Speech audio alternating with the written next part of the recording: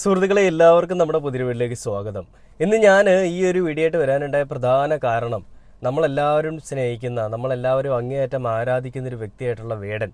ആ വേടനെതിരെ പലതരത്തിലുള്ള അക്രമങ്ങൾ അഴിച്ചുവിട്ട സംഘികളുടെയും ഗ്രസംഘികളുടെയും എല്ലാം പരിപാടികൾ നമ്മളെല്ലാവരും കണ്ടതാണല്ലേ. അതിനെപ്പറ്റി കൂടുതലായിട്ട് ഞാൻ പ്രത്യേകിച്ച് പറയേണ്ട, കാരണം എല്ലാവരും നമ്മുടെ വീഡിയോ കണ്ടിട്ടുള്ളവരാണ്.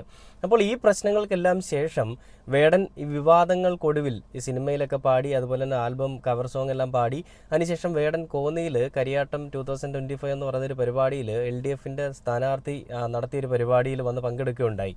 ആ പരിപാടിയിൽ വേടൻ പങ്കെടുത്തതിന് ശേഷം ആ പരിപാടി വൻ വിജയമായി. ലക്ഷങ്ങളാണ് അവിടെ കൂടിയത് വേടനെ വരവേൽക്കാനായിട്ട്. അങ്ങനെ വേടന്റെ പരിപാടികൾ തകർത്താടി വേടൻ അവിടെ നിന്ന് തിമിർത്തിട്ട് പോയതിനു ശേഷം വേടന്റെ പാട്ട് തമിഴിലുള്ള റാപ്പ് സോങ് അല്ലെങ്കിൽ റാപ്പറുമായിട്ടുള്ള ഈ അറിവുമായിട്ടുള്ള ഒരു കൊളാബറേഷനിൽ പുതിയൊരു പാട്ട് വരികയുണ്ടായി. ആ പാട്ടിൽ പറയുന്നത് സ്വാതന്ത്ര്യത്തെ ഹനിക്കുന്ന എല്ലാ ചങ്ങലകളെയും വലിച്ചു കീറിക്കൊണ്ട് സ്വതന്ത്രമായി സ്വന്തം ചിറകുകളോടുകൂടി പറന്നുയരുക എന്നാണ്. അപ്പോൾ വേടന്റെ ഓരോ പാട്ടുകളിലും വേടൻ ഇതുപോലെയുള്ള ഓരോ ആശയങ്ങളാണ് മുന്നിലേക്ക് വെക്കുന്നത്, ഓരോ മെസ്സേജുകളാണ് മുന്നിലേക്ക് വെക്കുന്നത്. അപ്പോൾ ഈ വിഷയങ്ങൾക്കെല്ലാം ശേഷം വേടൻ ഈ കഴിഞ്ഞ ദിവസം ഫുട്ബോളിൻ്റെ ഒരു ഭാഗമായിട്ട് പന്ത് കളി എന്ന് പറഞ്ഞുകൊണ്ടൊരു പാട്ട് പാടുകയുണ്ടായി. അതിനുശേഷം കോഴിക്കോടാണെന്നാണ് ഞാൻ മനസ്സിലാക്കുന്നത്.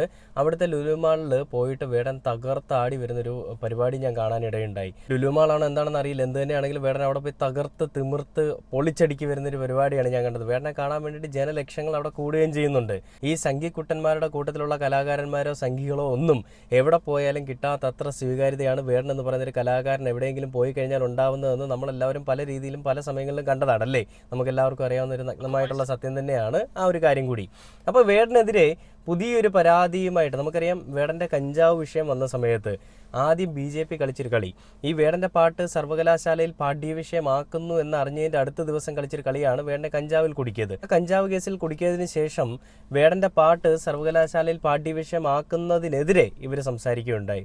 അങ്ങനെ സംസാരിച്ചപ്പോൾ അവിടെ ഉണ്ടായിരുന്ന ആണത്തമുള്ള സംഘികളുടെ അടിമപ്പെടലിന് അല്ലെങ്കിൽ സംഘികളുടെ ചാണകം മെഴുകലിൽ ഇരയാക്കപ്പെടാത്ത ഒരു വ്യക്തി, അദ്ദേഹം പറഞ്ഞത് ഒരു കലാകാരനെ അല്ല, ആ കലാകാരൻ്റെ കലയെയാണ് നമ്മൾ സ്നേഹിക്കുന്നത്, അല്ലെങ്കിൽ ആ കലയ്ക്ക് കൊടുക്കുന്ന ഒരു അംഗീകാരമാണ് നമ്മൾ ഈ പറയുന്ന സർവകലാശാലയിൽ പഠിപ്പിക്കുക എന്നുള്ളത്. അയാൾ എന്തുമായിക്കോട്ടെ, ആ വ്യക്തി എഴുതിയിട്ടുള്ള പാട്ടുകൾ അത് സമൂഹത്തിന് ഉതകുന്നതാണല്ലേ. ഇന്നത്തെ ആധുനിക കാലഘട്ടത്തിൽ ഇത് ഈ സമൂഹത്തിന് ആവശ്യമായിട്ടുള്ളൊരു കാര്യമാണെന്ന് പറഞ്ഞുകൊണ്ടാണ് വേടന്റെ പാട്ട് സർവകലാശാലയിൽ പാഠ്യ വിഷയത്തിൽ ഉൾപ്പെടുത്തിയത്. വേടന്റെ ഭൂമി ഞാൻ വാഴുന്ന ഇടം എന്ന് പറയുന്ന ഒരു പാട്ടാണ് കാലിക്കറ്റ് സർവകലാശാലയിൽ പാഠ്യവിഷയമാക്കിയിരിക്കുന്നത്.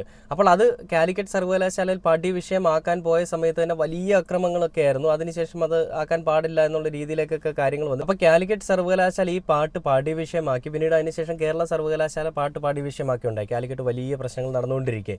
അപ്പോൾ ഈ പ്രശ്നങ്ങളിൽ അല്ലെങ്കിൽ ഈ ഒരു പാട്ട് പാഠ്യവിഷയമാക്കുന്നതിൽ ഏറ്റവും കൂടുതൽ ബുദ്ധിമുട്ടുണ്ടായിരുന്നത് ആർക്കാണെന്ന് ചോദിച്ചു കഴിഞ്ഞാൽ നിസ്സംശയം നമുക്ക് പറയാൻ സാധിക്കും സംഘികൾക്കാണെന്നുള്ളത്. ആ സംഘികളുടെ കുരുപ്പൊട്ടൽ, ആ സംഘികൾ ഇന്നലകളിൽ ചെയ്ത കൊള്ളരുതായ്മകൾ ഇന്നത്തെ സമൂഹത്തിൽപ്പെട്ട ആധുനിക സമൂഹത്തിൽപ്പെട്ട കുട്ടികൾ അറിയുമല്ലോ. അതിൽ കൂടി തങ്ങളുടെ ഇമേജ് തകരുമല്ലോ, തങ്ങളായിട്ട് ഉണ്ടാക്കി വെച്ചിട്ടുള്ള എല്ലാ ഇമേജുകളും ഈ ഒരൊറ്റ പാട്ട് വന്നു കഴിഞ്ഞാൽ തകർന്നു പോകുമല്ലോ എന്നുള്ള സംഘികളുടെ പേടിയിൽ നിന്നാണ് വേടനെതിരെ ഈ പറയുന്ന അക്രമങ്ങൾ അയച്ചുവിടാനായിട്ട് ഇവരെ പ്രേരിതമാക്കിയെന്ന് നമുക്ക് അനുമാനിക്കാം. അപ്പോൾ ഈ വിഷയങ്ങളിൽ ഒന്നും എങ്ങും എത്തുന്നില്ല എന്ന് മനസ്സിലായപ്പോൾ, അല്ലെങ്കിൽ വേടനെതിരെ കളിക്കുന്ന കളികൾ ഒന്നും എങ്ങും എത്താൻ പോകുന്നില്ല എന്നിവർക്ക് മനസ്സിലായി, അല്ലെങ്കിൽ ഈ ജനങ്ങളെല്ലാം വേടനൊപ്പമാണെന്ന് മനസ്സിലായപ്പോൾ, സർക്കാരും വേടനൊപ്പമാണെന്ന് മനസ്സിലായപ്പോൾ കളം മാറ്റിപ്പിടിച്ചു. ഒരു കഞ്ചാവ് കേസിൽ അകപ്പെട്ടു പോയ വേടന്റെ പാട്ട് സർവകലാശാലയിൽ പാഠ്യവിഷയമാക്കാൻ പറ്റില്ല എന്ന് പറയുന്ന ഒരു തീരുമാനത്തിനോട് സർവകലാശാല എതിർക്കുകയും, ഒരു മനുഷ്യന്റെ കയ്യിൽ ഇരുന്ന് കഴിഞ്ഞാൽ വലിയ കുറ്റകരമല്ലാത്ത ഗ്രാം കഞ്ചാവ് മാത്രമാണ് വേണ്ടയിലുണ്ടായിരുന്നത്, 5-6 ഗ്രാം ആണെന്നാണ് പറയുന്നത്. അപ്പോൾ അത് സ്റ്റേഷൻ ജാമ്യത്തിൽ വേടന് പുറത്തു പോകാൻ സാധിക്കുന്ന തരത്തിലുള്ള ഒരു ഒഫൻസ് ആയിരുന്നു. അപ്പോൾ അതിന്റെ പേരിൽ ഒരിക്കലും ഒരു വേടനെ അല്ലെങ്കിൽ ഒരു കലാകാരനെ അടിച്ചമർത്താൻ സാധിക്കത്തില്ല എന്ന് മനസ്സിലായതുകൊണ്ട് തന്നെ കാലിക്കറ്റ് സർവകലാശാല വേടന്റെ പാട്ട് പാഠ്യവിഷയമാക്കുന്നതിൽ ബുദ്ധിമുട്ട് പ്രകടിപ്പിച്ച എല്ലാവർക്കും എതിരെ അവർ സംസാരിക്കുകയും ചെയ്തു. അവരതിന് വേണ്ടുന്ന കാര്യങ്ങളെല്ലാം തീരുമാനങ്ങൾ എടുക്കുകയും ചെയ്തു. സംഘികളുടെ മെഴുകലുകളിൽ അവർ വീണുമില്ല. അപ്പോൾ ഇങ്ങനെ ഇരിക്കെ പിന്നീട് എന്ത് ചെയ്യാമെന്നുള്ളൊരു പ്ലാനിൽ കൂടി ഇവർ കണ്ടെത്തിയൊരു മാർഗമായിരുന്നു ഈ പെണ്ണ് കേസ് കൂടി വന്നതിന് ശേഷം ഇവർക്ക് നല്ല അടിപൊളിയായിട്ട് ന്യായീകരിക്കാൻ, അല്ല വാദിക്കാമല്ലോ. വേടൻ എന്ന് പറയുന്ന വ്യക്തി ഈ പീഡനവീരനാണ്, പല സ്ഥലങ്ങളിലും പോയി പല പെൺകുട്ടികളെയും പീഡിപ്പിച്ചിട്ടുണ്ട്, പണം വാങ്ങി ഈ സാമ്പത്തിക തട്ടിപ്പ് നടത്തുന്ന ഒരു വ്യക്തിയാണ്. അപ്പോൾ ഇങ്ങനെയുള്ള ഒരു വ്യക്തിയെ എങ്ങനെയാണ് സമൂഹത്തിൽ മറ്റുള്ളവർക്ക് പഠിക്കാനായിട്ട് ഉപയോഗിക്കാൻ സാധിക്കുക, അല്ലെങ്കിൽ ഇങ്ങനെയുള്ള വ്യക്തിയെ പറ്റി പഠിച്ചു കഴിഞ്ഞാൽ കുട്ടികളുടെ ഭാവി എന്താകും, കുട്ടികൾ നശിച്ചു പോകുന്നുള്ള ഭയങ്കരമായിട്ടുള്ള വിഷമങ്ങൾ കാരണം സംഘികളുടെ മെഴുകൽ വേറെ തലത്തിലേക്ക് പോയി. അപ്പോൾ അങ്ങനെ വന്നപ്പോഴും ഈ സർവകലാശാലകളിലുള്ള ആളുകൾ അവരാരും ഇവരുടെ ചാണകം മെഴുകലിൽ ഇരയാക്കപ്പെട്ടിട്ടില്ല എന്നുള്ളത് നിങ്ങൾ മനസ്സിലാക്കണം. അപ്പോൾ അങ്ങനെ ഇരിക്കെ വേടന്റെ പാട്ട് ഇപ്പോൾ വീണ്ടും വേടൻ നല്ല രീതിയിൽ അടിച്ചു പൊളിച്ചു പോകുന്നു. കേരള സർവകലാശാല വേണ്ട പാട്ട് പാഠ്യവിഷയമാക്കി. അപ്പോൾ അങ്ങനെ ഇരിക്കെ ഇനി എന്ത് ചെയ്യാൻ പറ്റുമെന്നുള്ള ചിന്താഗതിയിൽ കൂടി വന്നൊരു കാര്യമാണ് ഇപ്പോൾ കൗൺസിൽ ഓഫ് വുമൻസ് സേഫ്റ്റി എന്ന് പറയുന്ന ഒരു ടീം അവരിറങ്ങിയിട്ടുണ്ട് വേടനെതിരെ പരാതിയുമായിട്ട്. അവരുടെ പരാതിയിൽ അവർ പറയുന്നത് സ്ത്രീകളുടെ മാന്യതയ്ക്ക് അല്ലെങ്കിൽ സ്ത്രീകളുടെ മാനത്തിന് ഒരു വിലയും കൊടുക്കാത്ത വേടൻ എന്ന് പറയുന്ന ഒരു വ്യക്തിയെ എങ്ങനെയാണ് പാഠ്യ വിഷയമാക്കാൻ സാധിക്കുക എന്നാണ് അവർ പറയുന്നത്. വളരെ അർത്ഥവത്തായിട്ടുള്ള അല്ലെ വളരെ ഒരു കൺസേൺ ഉള്ള ഒരു ചോദ്യം തന്നെയാണ് അവർ മുന്നിലേക്ക് വെക്കുന്നത്. സ്ത്രീകൾക്ക് മാന്യത കൽപ്പിക്കാത്ത, സ്ത്രീകളെ പരിഗണിക്കാത്ത, അല്ലെങ്കിൽ സ്ത്രീകളെ വെറും ഒരു ടൂളായി മാത്രം, സെക്ഷൽ ടൂളായി മാത്രം പരിഗണിക്കുന്ന ഒരു വ്യക്തിയുടെ പാട്ട് എങ്ങനെയാണ് സർവകലാശാലയിൽ പാഠ്യ വിഷയമാക്കാൻ പറ്റുന്നതെന്നാണ് ഈ വുമൻസ് കൗൺസിൽ സേഫ്റ്റി ടീം ചോദിക്കുന്നത്. അപ്പോൾ ഞാനൊരു കാര്യം ചോദിച്ചോട്ടെ, ഈ ടീമിലിരിക്കുന്ന എല്ലാവരോടുമായിട്ട് അല്ലെങ്കിൽ ഒരു കൗൺസിലിരിക്കുന്ന എല്ലാവരോടായിട്ട് ഞാൻ ചോദിക്കുകയാണ്, ഈ യുവ ഡോക്ടർ എന്ന് പറയുന്ന സ്ത്രീ പുള്ളിക്കാരിക്കും അങ്ങോട്ട് ഇഷ്ടമുണ്ടായിരുന്നല്ലോ. ആ ഒരു ഇഷ്ടത്തിൻ്റെ പേരിൽ അങ്ങോട്ടും ഇങ്ങോട്ടും പരസ്പരം ശരീരവും അതുപോലെ മനസ്സും എല്ലാം കൈമാറി. അപ്പം അങ്ങനെ ഒരു ദിവസം വേടൻ റിയലൈസ് ചെയ്യുകയാണ് തൻ്റെ കലാപരമായിട്ടുള്ള ജീവിതത്തിൽ ഇത്തരം കാര്യങ്ങൾ വേണ്ട, അല്ലെങ്കിൽ ഈ ഒരു പെൺകുട്ടി വന്നു കഴിഞ്ഞാൽ തൻ്റെ ജീവിതം അവിടെ അവസാനിക്കുന്നുള്ള വേടൻ മനസ്സിലാക്കുന്നു. അങ്ങനെ വേടൻ വേണ്ടെന്ന് വെക്കുന്ന ആ റിലേഷൻഷിപ്പ്, അങ്ങനെ വേടൻ വേണ്ടെന്ന് വെച്ചതിന് ശേഷം 5 വർഷങ്ങൾക്ക് ശേഷമാണ് ഈ യുവ ഡോക്ടർ പരാതിയുമായിട്ട് മുന്നിലേക്ക് വരുന്നത്. നമ്മളെല്ലാവരും കണ്ടതാണ്, എപ്പോഴും ചർച്ച ചെയ്ത്, ഇനി അത് ചർച്ച ചെയ്യേണ്ട. അപ്പോൾ അതിനുശേഷവും ഈ യുവ ഡോക്ടറിന് വേടനോട് അഗാധമായിട്ടുള്ള പ്രണയമാണ് എന്നുണ്ടെങ്കിൽ എന്തിനാണ് ഇങ്ങനെ ഒരു പരാതിയുടെ ആവശ്യം? അത് വേടനെ പോയി അറിയിച്ചാൽ പോരെ. എന്നിട്ടും വേടൻ ഈ പറയുന്ന തള്ളിക്കളയുകയാണ്. ഇവരുടെ ആരോപണങ്ങളല്ലേ ഇവർ ആവശ്യപ്പെടുന്ന, അല്ലെങ്കിൽ ഇവർക്ക് ആവശ്യമാണ്, ഇവർക്ക് ഇഷ്ടമാണെന്ന് പറയുമ്പോഴും തള്ളിക്കളയുകയാണെങ്കിൽ അത് വേറെ രീതിയിൽ കേസായിട്ട് പോവാം. എന്നാൽ ഇതൊരു പീഡന വിഷയമാക്കിക്കൊണ്ട് കേസുമായിട്ട് മുന്നോട്ട് പോകേണ്ട ആവശ്യകത എന്തായിരുന്നു? ഇവരുടെ ആവശ്യം എന്ന് വെച്ച് കഴിഞ്ഞാൽ വേടൻ്റെ പാട്ട് സർവകലാശാലയിൽ പാഠ്യ വിഷയമാക്കാൻ പാടില്ല.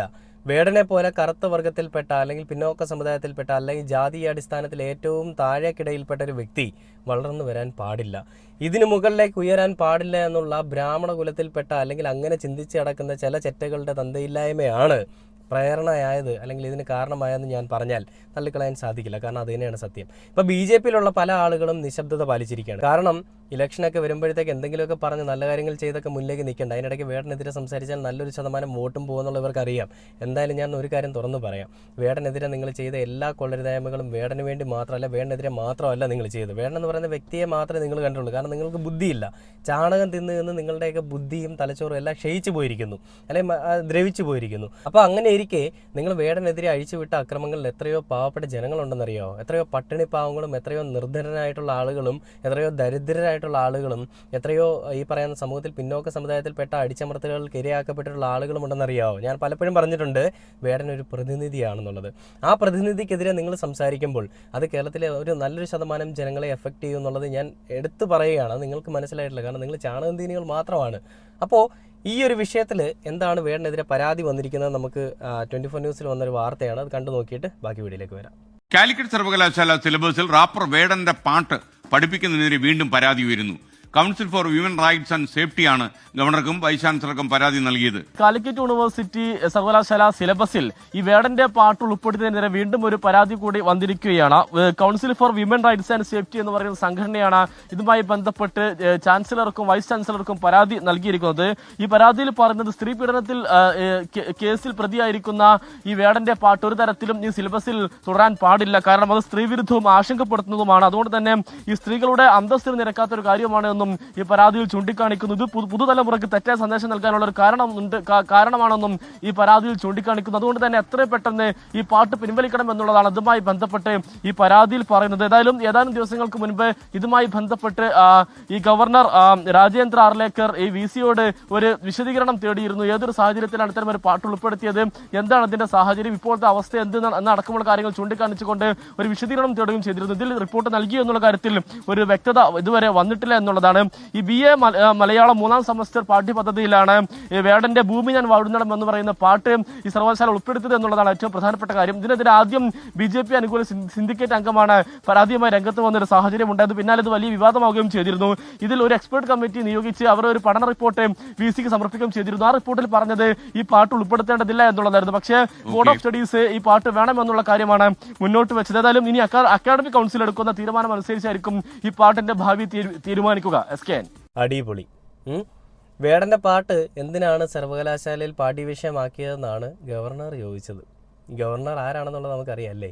അതുകൊണ്ട് പ്രത്യേകിച്ച് അതിലേക്ക് പോകുന്നില്ല. വെറുതെ എന്തിനാണ് ഒരു പരാമർശം നമ്മൾ നടത്തുന്നത്? നമുക്ക് എല്ലാവർക്കും അറിയാം എന്ത് തന്നെയാണെന്നുള്ളത്. അപ്പോൾ ഈ പരാതിയിൽ council of women's rights and safety എന്ന് പറയുന്നൊരു കൗൺസിൽ നല്ല ചോദ്യങ്ങളാണ് ചോദിച്ചത്. ഞാൻ നേരത്തെയും ചോദിച്ചു. അപ്പോൾ ഈ വേടനെതിരെ അല്ലെങ്കിൽ വേടനെ അടിച്ചമർത്താൻ വേണ്ടിയിട്ട് മുന്നിലേക്ക് വന്നിരുന്ന സ്ത്രീകൾക്ക് മാത്രമേ ഉള്ളൂ റൈറ്റ്സും സേഫ്റ്റിയും? ഈ കൗൺസിലിനോട് ഞാനൊരു കാര്യം ചോദിക്കട്ടെ. ഈ വേടൻ്റെ അമ്മയും വേടൻ്റെ പെങ്ങളെയും വേടൻ്റെ ഫാമിലിയെയും എല്ലാം മോശമായിട്ട് ചിത്രീകരിച്ച ആ പെൺകുട്ടിയെയാണോ നിങ്ങൾ സംരക്ഷിക്കാൻ പോകുന്നത്? പരസ്പര സ്നേഹത്തിലായിരുന്ന സമയത്ത് എല്ലാം ചെയ്തിട്ട് പിന്നീട് അതിനുശേഷം എങ്ങനെയാണ് അയാൾ മാത്രം കുറ്റക്കാരനാകുന്നത്? അയാൾ മാത്രം എങ്ങനെയാണ് സ്ത്രീത്വത്തെ അപമാനിക്കുന്ന ഒരു വ്യക്തിയാവുന്നത്? നിങ്ങളൊക്കെ ആരുടെയോ ഒരു പാവകളാണ്, കളിപ്പാവകൾ. ആരോ ചരട് വലിക്കുമ്പോൾ അതിനൊപ്പം നിന്ന് ആടുന്ന കളിപ്പാവകൾ. ഈ കളിപ്പാവകളുടെ കളികളൊന്നും ഈ കേരളത്തിലോട്ട് വേണ്ടെന്ന് ഞാൻ എപ്പോഴും ഞാൻ പറയും. വീണ്ടും ഞാൻ പറയുകയാണ്, കേരളത്തിലുള്ള ജനങ്ങൾക്ക് അല്ലെങ്കിൽ കേരളത്തിലുള്ള ഗവൺമെൻറ്റിന് അറിയാം എന്താണ് ശരി എന്താണ് തെറ്റെന്നുള്ളത്. അതുകൊണ്ട് അവരത് ക്ലിയറായിട്ട് ചെയ്തിട്ടുണ്ട്. അതവർക്ക് ചെയ്യാനുള്ളത് അവർ ഇനിയും ചെയ്യും. ഇപ്പോൾ ചെയ്തുകൊണ്ടിരിക്കുന്നതും അത് തന്നെയാണ്. അപ്പോൾ ഇതിനെതിരെ നിങ്ങളൊരു പരാതിയുമായിട്ട് പോയതിൻ്റെ പേരിൽ വേടൻ്റെ പാട്ട് സർവകലാശാലയിൽ പാഠ്യ വിഷയത്തിൽ നിന്ന് എടുത്ത് കളയുമെന്നാണോ നിങ്ങൾ വിചാരിക്കുന്നത്? നിങ്ങൾക്ക് ആഗ്രഹിക്കാം, അങ്ങനെ വേണമെന്ന് പ്രതീക്ഷിക്കാം. അതിന് വേണ്ടിയിട്ട് നിങ്ങൾക്ക് വാഗ്വാദങ്ങൾ ഉന്നയിക്കാം, എല്ലാ പ്രശ്നങ്ങളും നിങ്ങൾക്ക് ഉണ്ടാക്കാം, വേണമെങ്കിൽ ഹർത്താൽ വരെ ഉണ്ടാക്കാം. പക്ഷേ ആ പാട്ട് അവിടെ പഠിപ്പിക്കണോ വേണ്ട എന്നുള്ളത് അവിടുത്തെ കഴിവുള്ള ആണുങ്ങൾ വിചാരിച്ചോളും. അതുകൊണ്ട് നിങ്ങളുടെ ഈ പറയുന്ന ഫെമിനാസിത്തരോ അല്ലെ ഫെമിനിച്ചിത്തരോ ഒന്നും അവിടെ വേണ്ട. നിങ്ങൾ പലരെയും അടിച്ചമർത്താൻ വേണ്ടിയിട്ട് നിങ്ങളുടെ കൂട്ടത്തിലുള്ള ആളുകൾ കാണിക്കുന്ന വൃത്തികെട്ട പരിപാടികളിൽ കൂടി എത്രയോ ജനങ്ങളാണ് ഇപ്പോഴും സമൂഹത്തിൽ ഇറങ്ങി നടക്കാൻ പറ്റാതെ നടക്കുന്നത്. ഇപ്പോഴും ആ രാഹുൽ മാങ്കൂട്ടത്തിനെ അടിച്ചമർത്തിയിട്ടില്ലേ? കഴിഞ്ഞ ദിവസം ഒരു ഫ്ലാഗ് ഓഫ് ചെയ്യാൻ പോയി KSRTC ബസ്സിൻ്റെ. അതിനുശേഷം ഈ DYFIയിലുള്ള കുറേ ചെറ്റകൾ എന്നിട്ട് രാഹുൽ മാങ്കൂട്ടത്തിൽ ഇങ്ങനെയുള്ള ഒരു വ്യക്തിയാണ് അങ്ങനെയാണെന്നൊക്കെ പറഞ്ഞുകൊണ്ട് വലിയ രീതിയിൽ എഴുതുന്നുണ്ട്. എല്ലാവരും മനുഷ്യരാണ്, ഒരു തെറ്റ് ആർക്കും പറ്റാം എന്ന് പറഞ്ഞുകൊണ്ട് തങ്ങളുടെ കൂട്ടത്തിലുള്ളവർ കാണിച്ചിട്ടുള്ള തന്തയില്ലായ്മയെ മറയ്ക്കാനായിട്ട് ഈ ഒരു വ്യക്തിയെ പിടിച്ചിട്ടിട്ട് ഈ ഒരു വ്യക്തിയുടെ ഭാവി അല്ലെങ്കിൽ ഈ ഒരു വ്യക്തിയുടെ കുടുംബമടക്കം ഇങ്ങനെയാണെന്ന് പറയുമ്പോൾ ആ വ്യക്തിക്ക് ഒരു ഇമേജ് ഉണ്ട്, ആ വ്യക്തിക്ക് ഒരു മനസ്സുണ്ട്. ആ മനസ്സ് വിഷമിച്ച് അയാൾ എന്തെങ്കിലും ചെയ്തു കഴിഞ്ഞാൽ അയാളുടെ ജീവിതം പോയി, അയാളുടെ കുടുംബത്തിന് പോയി. നീയൊക്കെ നാളെ പോയി 2 റീത്തും വെച്ച് അനുശോചനം നടത്തും, വലിയ നല്ലൊരു മനുഷ്യനായിരുന്നു പറഞ്ഞുകൊണ്ട് ഇങ്ങനെയുള്ള പിറപ്പുകേടുകൾ നീയൊക്കെ കാണിക്കും. പിതൃശൂന്യത്തരമാണ് നീയൊക്കെ കാണിക്കുന്നത് ഞാൻ എടുത്തു പറയട്ടെ. അങ്ങനെ അടിച്ചമർത്താൻ നോക്കിയതാണ് വേടനെ. എന്നാൽ അതെങ്ങും എത്തിയില്ല, നടന്നില്ല. അത് അട്ടപ്പടലം മൂഞ്ചിപ്പോയി. എന്നിട്ടും മെഴുകലിന് ഒരു കുറവുമില്ല. ഇപ്പോഴെന്താ കൗൺസിൽ അല്ലെങ്കിൽ ഈ പറയുന്ന വുമൻസ് റൈറ്റ്സിന്റെ ടീംസിനെ അങ്ങോട്ട് വിട്ടിരിക്കുകയാണ്. വേടനെതിരെ പരാതി കൊടുക്കും, ഞങ്ങൾ ഈ സൈഡിൽ നിന്ന് സപ്പോർട്ട് ചെയ്യാമെന്ന്. ആരാ പറയുന്നത്? സംഘികളാണ്. സംഘികൾക്ക് ഡയറക്റ്റ്ലി കളിക്കാൻ പേടിയാണ്.